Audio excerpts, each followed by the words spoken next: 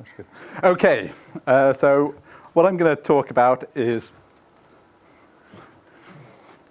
the work we've been doing with the airborne imagery over the safe landscape. And I'm going to introduce you to the hyperspectral imagery approach and the LiDAR briefly. And then I'm going to go through, these are all research topics we've published on or are in the process of being written up at the moment. And then I'm going to leave a little bit of time to talk about the Microsoft workshop, the microclimate workshop tomorrow, sponsored by Microsoft, and summarize what we've been doing. So you'll all be familiar with the cameras and the red, green, and blue measurements which cameras are measuring to give us lovely photographs. And a lot of remote sensing technologies also have another wave band they measure in the near infrared. And that allows you to tell whether plants are green or brown, and have been immensely useful at the planetary scale to spot things like deforestation. But they don't tell you a lot more about stuff other than whether they're green, brown, or black. But there's a new technology, or an emerging technology, called hyperspectral imaging, where this is the reflectance measured in 400 wave bands, going right from the visible into the near infrared and all the way into the shortwave infrared. So this is what's reflected off vegetation. And there's sort of subtleties in the shapes of these curves which tell you information about the traits of the forest canopy. So things like lignins, certainly water, phenolics can be measured with these hyperspectral cameras. And these are now on planes, and in 4 years' time they'll be up in space, hyperspectral imagers being launched by NASA and the Germans and other people. So what you can do with this technology is essentially go to your forest and label up trees and say something about those trees. And in the case of the Bali project, as a part of this human modified tropical forest program, these trees were climbed and their traits were measured, so nitrogen and phosphorus and phenolics and all those things we saw in the earlier talks. But it could equally be disease, or we can measure the wood density of these trees, and we've done that. And what you're doing is using that hyperspectral imagery, all that information, to predict what these individual trees' nitrogen or phosphorus contents are. So there's a machine learning or a ordination approach, essentially, to predict what you're seeing across this landscape from these features which you've selected. And so that's one thing we've been doing. And so here's the approach. Measuring the reflectance of hyperspectral imagery. Here's a typical spectrum, and we're predicting phosphorus measured in the field, and then this is our prediction from the spectrometer. And the second thing on board the plane was a LiDAR device. I think most people know what LiDAR does, a laser scanner, which gives you these incredibly detailed 3D point clouds, very, very good for estimating forest height and also structure. Okay, so the first thing we've used this for is carbon stocks. I'll go through this fairly quickly. So this is where we flew the NERC aircraft, the safe landscape, and the other places are mostly old-growth forests. And this is what the point cloud looks like. And we can just summarize that point cloud for any one patch of land where carbon's been measured using the top of canopy height and the gappiness of the forest, the gap fraction. And with those two metrics, we can predict carbon. So here along this axis is all the field plot data which everyone has collected in the lowlands of Sabah, everything in the last few years. So thank you to everyone. There's Danum and the safe landscape and so forth, each one of those dots. And this is how well we could model it with the LiDAR, just measuring the height and gappiness of the LiDAR. So quite a good relationship across all that plot network. And so what happened next is the great Greg Asner came along in 2016 and flew all of these areas. That's his area covered, including these same areas which we had covered. And then, so you can estimate carbon everywhere where you've got a LiDAR footprint there, but he has to sort of guesstimate all the surrounding areas. So there's a machine learning approach based on satellite imagery to sort of fill in the gaps between all these LiDAR flights and all the remaining areas. And that's how that carbon map, which you'll be familiar with, was produced. I should emphasize one thing is that all those plots are in the lowlands, and so there's predictions for the high altitude forests here, which we haven't got calibration data for. That doesn't mean it's necessarily bad, but that's been one of the discussions afterwards. These are plantations which weren't covered in that initial survey. So Matthias has actually come up with a carbon estimation model for doing plantations. I don't think Greg's got any plans to do it, but we could map the plantations as well using this technology. It hasn't been done yet. And the other thing which we've done is move towards individual-based modelling so that you can track individual trees over time.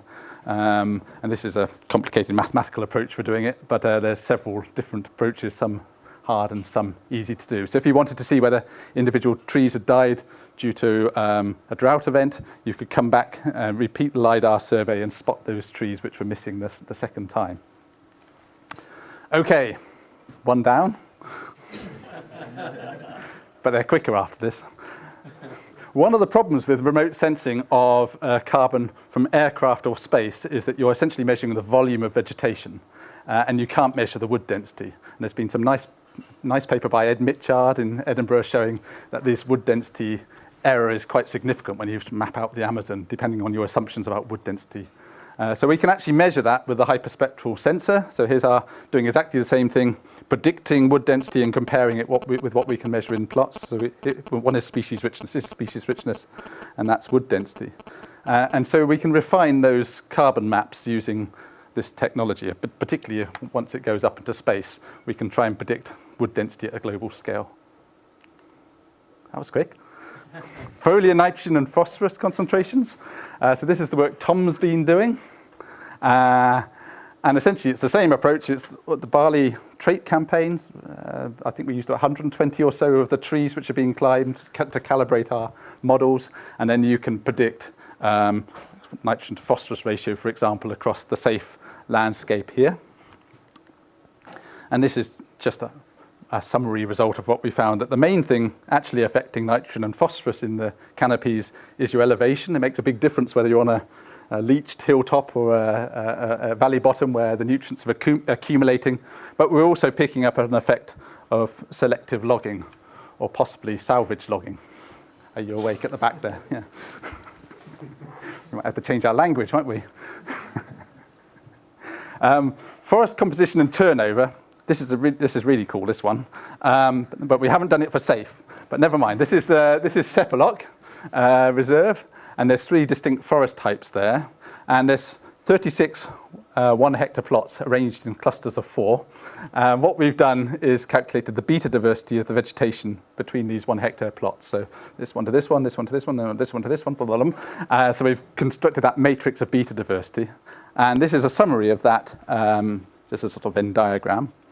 And then what we can do is use the hyperspectral imager to get a spectral beta diversity, so to measure beta diversity from these hyperspectral imagery. And we haven't modeled this at all. This is just straight how it came out of this measure from the aircraft, measure on the ground without any modeling to improve it. And it's quite a good correlation. And this is the spectral diversity of that landscape. So you can actually measure compositional variation quite nicely across landscapes. We haven't done this for SAFE yet, but Boris has still got 6 months of his PhD left. Forest dynamics in response to the El Nino. So Greg Asner flew after us, and he flew just after the El Nino drought, and we flew just before, and he shared the data from the SAFE landscape. And Matthias has been working incredibly hard trying to make sense of it. Difficult data set to work with for various reasons. But this is the summary as it stands at the moment of what we're finding. And this is height change over hundreds of thousands of pixels between those time series. And we're finding the short vegetation is growing fastest, the sort of medium-sized vegetation is growing less quickly, and the taller vegetation is hardly changing in height, which is sort of what you expect of forests. But we can see this edge effect very clearly, that actually near the edges the forest appears to be shrinking in all 3 of these sites, and we can see a topographic effect as well. And what we are pretty sure is driving this is leaf loss as the canopy thins, the laser beams penetrate further into the canopy. So we're actually going to work on that a bit more over the next couple of days, but this is a work in progress at the moment. Modelling animal distributions, I will go through very quickly. Here are riparian. This is in conjunction with primarily with the Lombok project. So very nice to work with them on these things, and they've been lots of measurements of birds along these riparian strips and other organisms. And this is summarising one paper which comes from that project, where they've looked at birds in the riparian zone and compared them within the forest interior. The riparian zones in the forest interior, and just shown that it's very important to have not only wide strips, but from the LiDAR, carbon-rich strips. So there's got to be tall trees there. You can't have a strip without any trees in there. Microclimate. How much longer have I got, Rob? How many minus minutes have I got? About 2. Excellent. -2. +2. Okay. So we've got a workshop tomorrow on microclimate, and it was fantastic to hear the talks this morning on microclimate and how it affects organisms. Tommaso had this nice paper out last year where he took the same network of microclimate measurements which other people have used, and used the LiDAR to predict it across the landscape, and showed that it's partly a function of the forest structure, but also the topographic position is very important in defining the microclimate. And the things he measured were mean temperature, maximum temperature, vapor pressure deficit, and maximum vapor pressure deficit. But it'd be really interesting to have this conversation tomorrow about whether these are useful measures, whether LiDAR could actually be used to measure some of the things which were coming up, the thermal temperatures of surfaces rather than the air. And just have more of a conversation about which organisms we can usefully sort of put into this approach for scaling up individual measurements up to landscapes. So that's the purpose of tomorrow. We've done the sort of physical modelling, but we'd love to now engage with biologists who've collected data on the ground. And there's the publications if you're interested. You can talk to me afterwards. So thanks very much indeed.